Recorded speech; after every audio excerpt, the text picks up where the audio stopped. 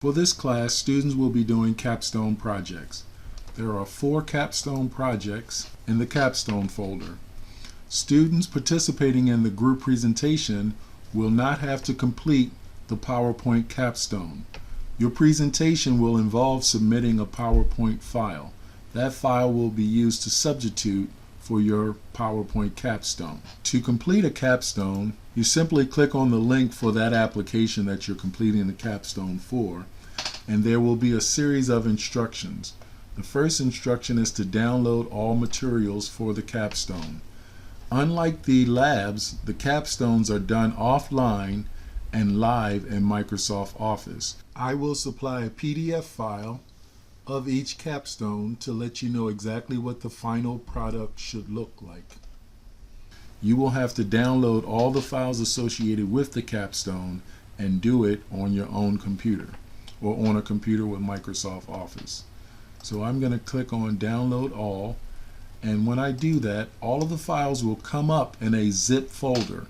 You cannot complete the capstone within the zip folder, so it is important that you copy all of the files out of the zip folder and put it either on your desktop or on a flash drive or somewhere, anywhere outside of the zip folder. Once you take the files and put them in a different location, you will see that there's a file labeled instructions.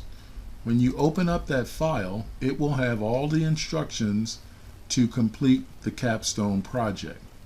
In this case, there are 25 instructions, and you see the rubric of the points associated with it. Once the capstone project is completed, you will save the file and then upload the file back onto My IT Lab.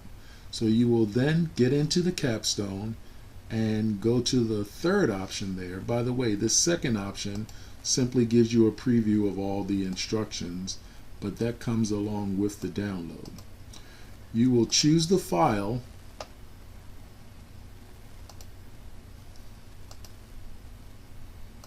and upload it. Once you upload the file, it will be automatically graded for you by clicking on the Submit for grading.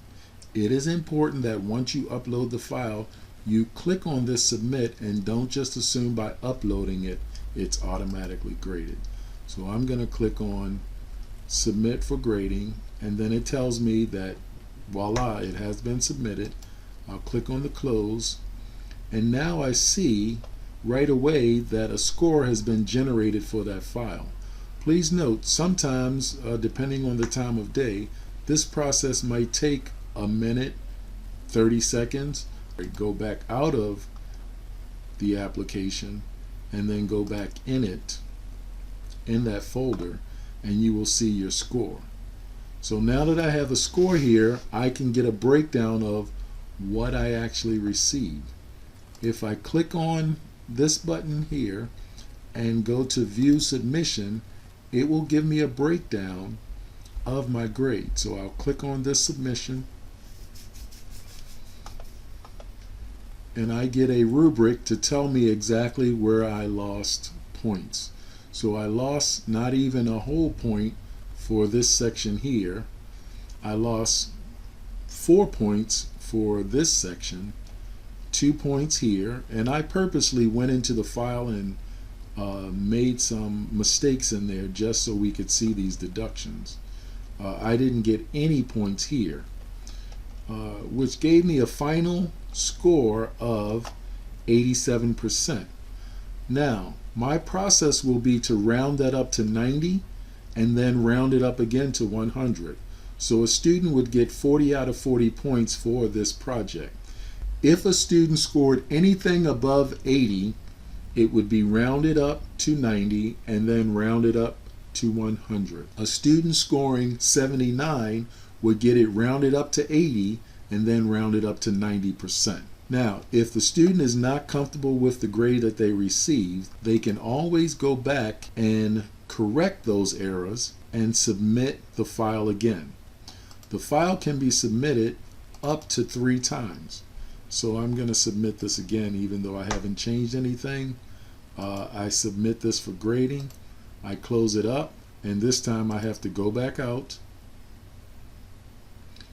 and go in again, and I see that I have submitted twice. Because the score is the same, I don't see any difference, but if I would have corrected some things, it would list the highest of the two scores.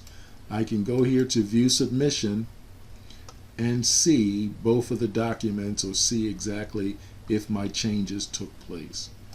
You will have a capstone project due for every application that you've completed. Again, there's an exemption for the PowerPoint.